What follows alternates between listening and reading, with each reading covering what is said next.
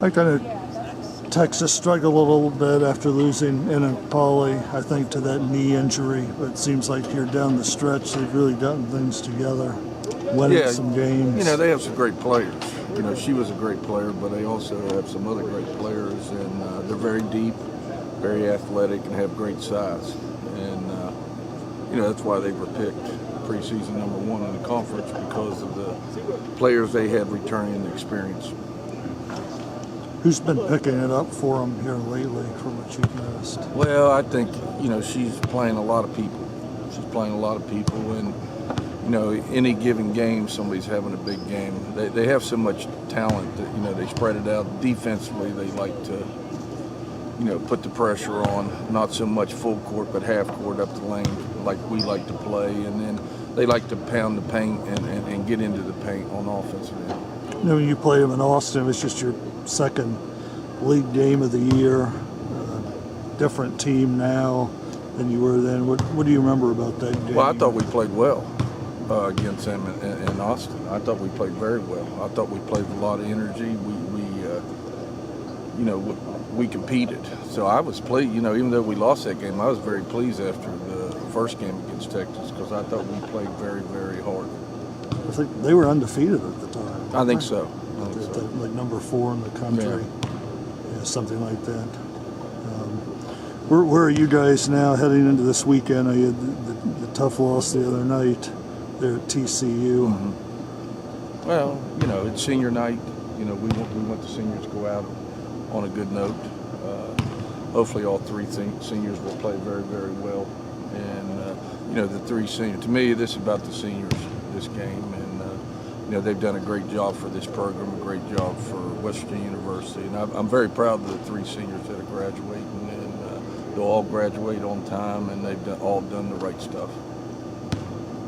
Is it just about trying to get better these last 2 games and get into the Big 12 tournament on a roll more than? It's about senior night.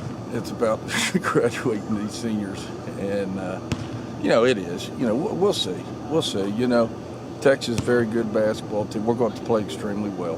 We're going to play extremely well. We're going to have to be able to score, but also rebound with Texas and keep them out of the paint, something that we weren't able to do against TCU. They just dribble penetrated us anytime they wanted to.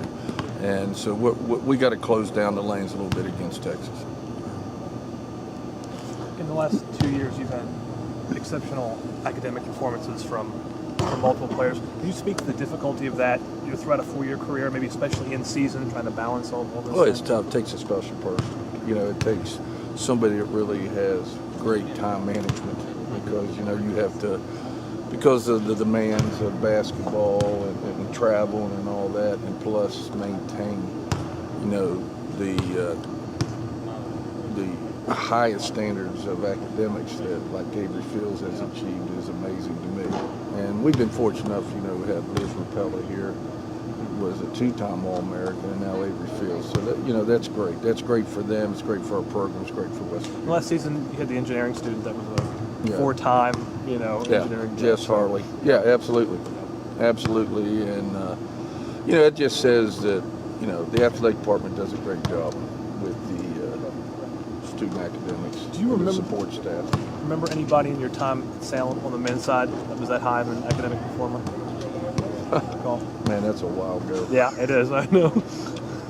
I mean, I had some great students at Salem, but I don't remember, you know.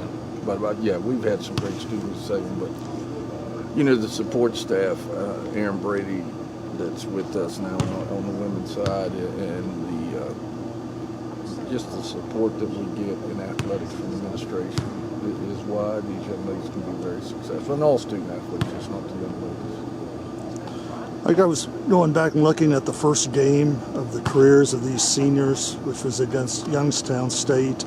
And Linda didn't play in that game. Do you remember why? Was it an injury, or I can't remember now?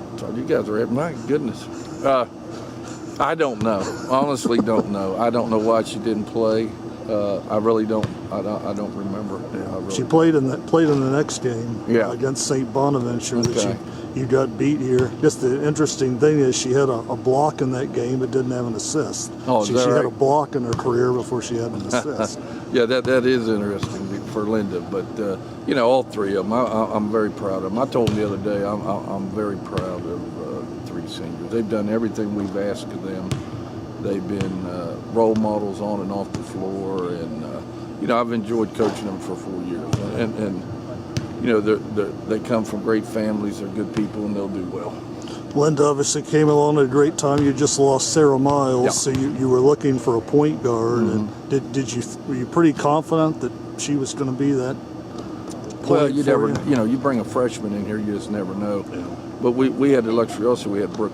I think we had Brooke Hampton too at that time. Maybe Taylor Palmer had started the year as your point guard. I don't think I would have It's started her either at Palmer the or point. Caldwell were your guards that first Yeah, game. but you know, Linda just turned out to be a great point guard. You know, needless to say, we're always complaining she's not shooting enough and all that, but she's been a great point guard. She gets us in our offense. It's hard to press us because of Linda. She attacks and sets up a lot of people, and she's made a lot of people's careers getting them the basketball. Yeah. So, you know, she's done a great job. You look at Avery that year. The first part of the year didn't play a whole heck of a lot, and a lot of kids get discouraged, get down, want to transfer. But she stuck it out. I mean, by the end of the year, she was a major player for. Yeah, yeah. Avery is another player that came in here and worked extremely hard on the floor. You know, Avery does exactly what you ask Avery to do.